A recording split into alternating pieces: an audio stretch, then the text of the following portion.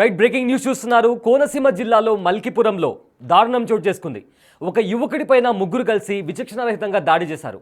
అయితే ఒక అమ్మాయి విషయంలో ముగ్గురు కలిసి ఒక యువకుడిపైన దాడి చేసిన వీడియో ఇప్పుడు సోషల్ మీడియాలో వైరల్గా మారింది. అయితే ప్రజెంట్ ఆ దాడికి గురైన యువకుడి పేరు యువరాజ్ అని చెప్తున్నారు. దీనికి సంబంధించిన మరింత సమాచారం మా ప్రతినిధి శివశంకర్ అందిస్తారు. రైట్ శివశంకర్, ఇప్పుడు విజువల్స్లో మనం క్లియర్గా చూడొచ్చు, ఒక్క యువకుడి మీద ముగ్గురు దాడి చేస్తున్నారు. అండ్ ఆ విజువల్స్ ఇప్పుడు సోషల్ మీడియాలో వైరల్గా మారాయి. అసలు ఏంటి వాళ్ళు ఆ యువకుడిని కొట్టడానికి గల కారణాలు ఏంటి? సయ్యద్ చూసుకున్నట్లయితే కోనసీమ జిల్లా మల్కీపురంలో అయితే ఈ దారుణ ఘటన చోటు చేసుకుందని చెప్పుకోవాలి. ఏదైతే ఏడీపీఎఫ్ కాలేజీకి సంబంధించిన విద్యార్థులుగా కూడా తెలుస్తుంది. ఏదైతే ఎవరైతే యువరాజ్ ఉన్నాడో యువరాజ్ని విచక్షణ రహితంగా కొట్టి ఆ వీడియోలన్నీ కూడా ఏదైతే వీడియోలన్నీ కూడా మొబైల్లో చిత్రీకరించిన వీడియోలన్నీ కూడా ఒక్కసారిగా సోషల్ మీడియాలో వైరల్ కావడంతో ఈ ఘటన కొంచెం ఆలస్యంగా వెలుగులోకి వచ్చిందని చెప్పుకోవాలి. ఏదైతే యువరాజ్ దారుణంగా దెబ్బలు తిన్న తర్వాత కూడా ఇంట్లో కానీ ఫ్రెండ్స్ కానీ ఎవరికైనా తెలియజేస్తే కనుక చాక్ చూపించి బెదిరించారు, అతన్ని చంపేస్తానంటూ బెదిరించారంటూ కూడా యువరాజ్ చెప్పిన పరిస్థితి కనిపిస్తున్నాయి. ఏదైతే చూస్తున్నట్లయితే ఒక అమ్మాయి విషయంపై ఏదైతే 2 సంవత్సరాల క్రితం మా బంధువుకి ఎందుకు మెసేజ్ చేసామంటూ కూడా కావాలని గొడవ పెట్టుకుని తన్ని సుదూర ప్రాంతాలకు తీసుకెళ్లి అక్కడ ఎవరూ లేని ప్రాంతానికి తీసుకెళ్లి విచక్షణ రహితంగా కొట్టారంటూ కూడా యువరాజ్ చెప్తున్న పరిస్థితులు కనిపిస్తున్నాయి. ఏదేమైనప్పటికీ కూడా ఇలాంటి అమానుషుల ఘటన అయితే జరగడం అనేది చూసుకోవచ్చు. ఎంత విచక్షణ రహితంగా కొట్టారో చూడొచ్చు. కొబ్బరి మట్టలతోటి అలాగే బాటిల్ తోటి నెత్తి మీద బాదిన వీడియోలు కూడా మనం క్లియర్ గా చూసాం విజువల్స్ లో.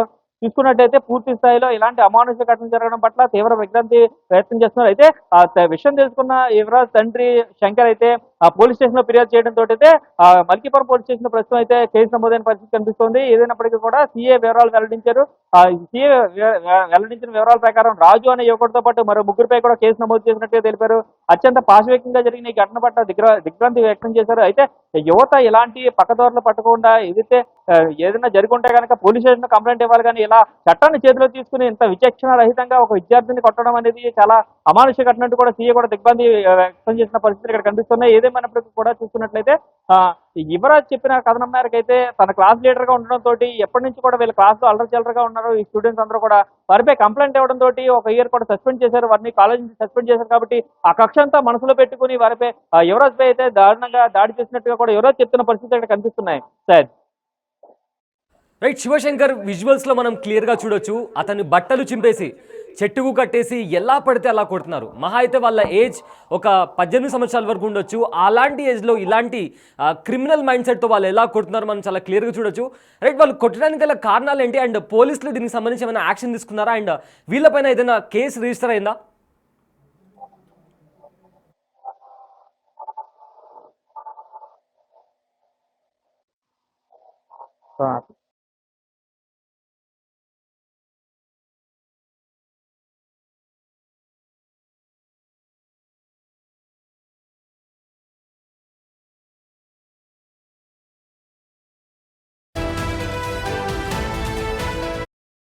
చాలా క్లియర్గా చూడొచ్చు, ఎవరైతే ముగ్గురు దాడికి దిగారో వాళ్ళు అతని బట్టలు చింపేసి అదేవిధంగా చెట్టుకి కట్టేసి మరి కొట్టిన దృశ్యాలు మనం క్లియర్గా చూడొచ్చు.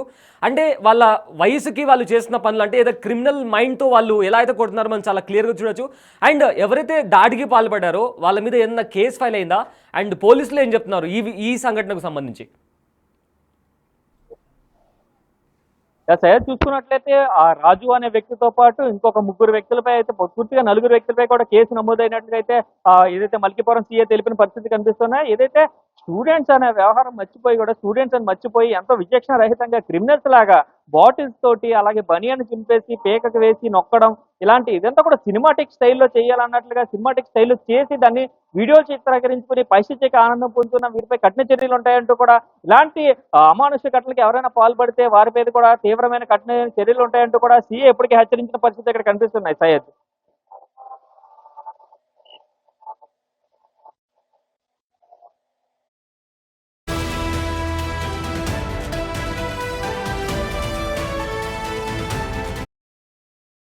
శివశంకర్, వీళ్ళకి సంబంధించిన కాలేజ్ వాళ్ళు ఇంటర్ విద్యార్థులని కూడా తెలుస్తుంది. అండ్ ఇంటర్ ఏజ్లోనే ఇలాంటి క్రైమ్స్లో కూడా అంటే చాలా క్లియర్గా చూడొచ్చు, వాళ్ళు ముగ్గురు కలిసి ఒకరిని కొడుతున్నారు. ఆ విధంగా కొట్టడం ఇప్పుడు ప్రజెంట్ ఇలాంటి సిచ్యువేషన్స్ చూస్తుంటే ఒకవేళ బయట వాళ్ళు పెద్దగైన తర్వాత ఎలాంటి దారిలో వెళ్తారు అనే కూడా భయం కూడా పేరెంట్స్కి కలుగుతున్న సిచ్యువేషన్ కూడా చాలా క్లియర్గా అనిపిస్తుంది. సో దీనికి సంబంధించి ఇప్పుడు ఎవరైతే దాడికి గురైన అబ్బాయి ఉన్నారో వాళ్ళ పేరెంట్స్ ఏం చెప్తున్నారు దీనికి సంబంధించి?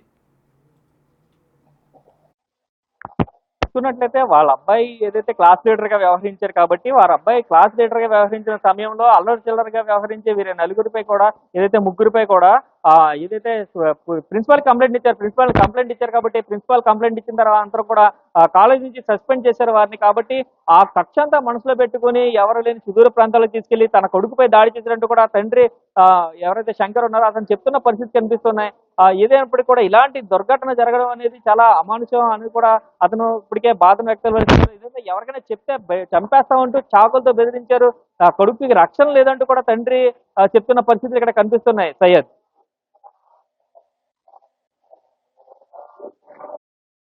సో విజువల్స్లో మీరు చాలా క్లియర్గా చూడొచ్చు ఏ రకంగా అయితే కొడుతున్నారో. ఆ అమ్మాయి విషయంలో అతనిపైన దాడి చేసినట్లు తెలుస్తుంది. బట్ ఒకవేళ నిజంగా అలాంటిదే ఉంటే కన్సర్న్ అథారిటీ లేదా పోలీస్ స్టేషన్లో కంప్లైంట్ ఇవ్వాలి. కానీ ఇలా చట్టాన్ని తన చేతులు తీసుకొని ఒకవేళ అలా కొడుతున్నప్పుడు అతనికి ఏమైనా అయితే వాళ్ళ కెరియరే డేంజర్లో పడే అవకాశం కూడా ఉంది. సో విజువల్లో మీరు చాలా క్లియర్గా చూడొచ్చు. యువరాజు అనే ఒక అబ్బాయి పైన ముగ్గురు కలిసి అతి దారుణంగా దాడి చేస్తున్నారు, కర్రలతో కొడుతున్నారు. అతని షర్ట్ చింపేసి చెట్టుకు కట్టేసి మరి కొట్టే దృశ్యాలు కూడా మనం క్లియర్గా చూడొచ్చు. అయితే అమ్మాయి విషయంలో కొట్టారు అనేది ఇప్పుడు వినిపిస్తున్న వార్త. సో విచక్షణ రహితంగా ముగ్గురు కలిసి ఒక అబ్బాయిని కొట్టిన విజువల్స్ ఇప్పుడు సోషల్ మీడియాలో వైరల్గా మారుతున్నాయి. ఎలా పడితే అలా పిడుగుద్దులతో అతని మీద విరుచుకోబడుతున్నారు ముగ్గురు అబ్బాయిలు ఒకరి మీద. అయితే వీళ్ళు ఏఎఫ్డిటి జూనియర్ కాలేజ్లో ఇంటర్ చదువుతున్న యువకుడి పైన దాడి చేసినట్టు తెలుస్తుంది. అండ్ దాడికి పాల్పడిన రాజుతో పాటు మరో ముగ్గురి పైన కూడా కేసు నమోదైనట్టు తెలుస్తుంది. ఇన్సిడెంట్ కోనసీమ జిల్లాలోని మల్కీపురంలో చోటు చేసుకుంది. ఒక యువకుడి పైన మరో ముగ్గురు యువకులు దాడి చేసినట్లు మనం విజువల్స్ చాలా క్లియర్గా చూసుకోవచ్చు. సో వాళ్ళు మాట్లాడుతున్న కాన్వర్సేషన్ని బట్టి చూస్తుంటే ముగ్గురు కలిసి ఒకరిని చిరుగబాదుతున్నారు. ఒకరి తర్వాత ఒకరు పిడిగుద్దులతో కర్రలతో ఆ యువకుడి పైన అతి దారుణంగా విరుచుకోబడుతున్నారు. విజువల్స్లో మీరు చాలా క్లియర్గా చూడొచ్చు.